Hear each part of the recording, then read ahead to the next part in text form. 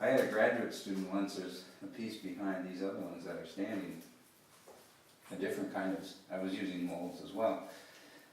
And he was a real brilliant guy, Sek Tim Chi was his name. And I was proudly showing him slides of my recent work. Look what I can do, kid. And he asked that same question. I said, Bill, how many of those things do you think you've made? Oh, gee. Hundreds, proudly. And then he said, do you ever think that maybe you made too many?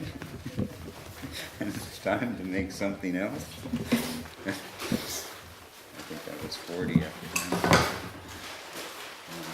Wow, I just hit me.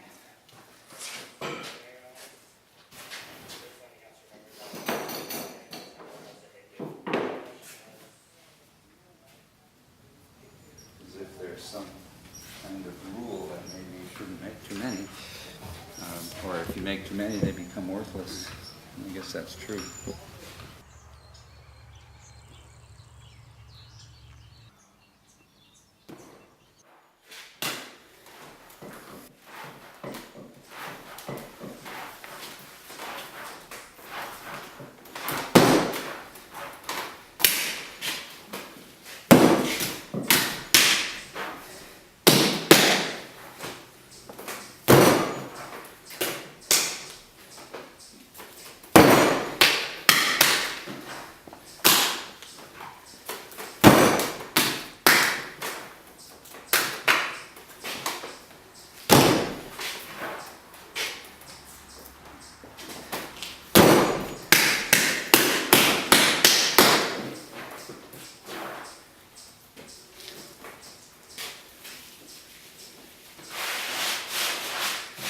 I used to do this with a Swisher Sweet in my mouth.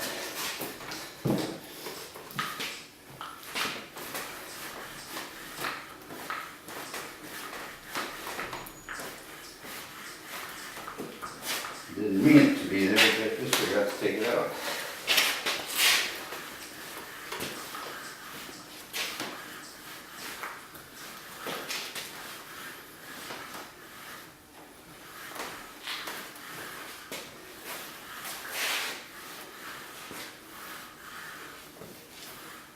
That's when I was a younger man trying to be mature. Now that I'm an older man,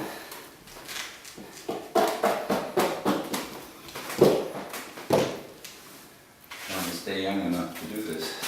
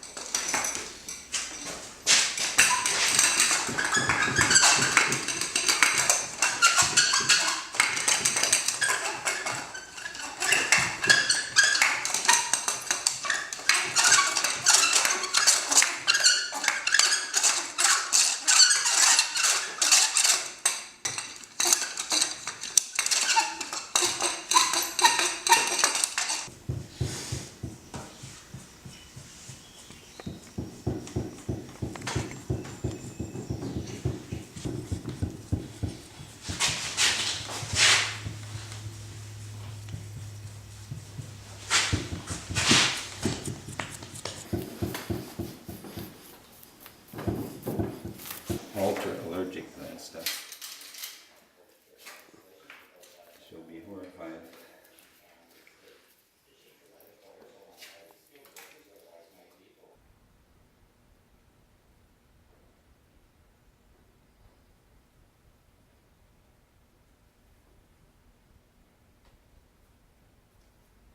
Are they, I mean, they do remind bodies a lot. I mean, there's inspiration that comes from the body. I mean, is there Yeah, well, something- you know, something that's very- that's the very- thing. There's a vase on the table over there. So that's that top part. That's the lip. There's a neck. There's a shoulder. There's a belly. And there's a foot. Those are the terms used to describe a pot. They're anatomical, so they relate to the body. At least in that terminology, and not to mention just the just the shape. I've always wondered what it would be like to get some silhouettes of people. Yeah, I've wondered how to do that. Various, some heavy, some thin, men, women, and get a silhouette, of what they are, because that's my line. I have that line there.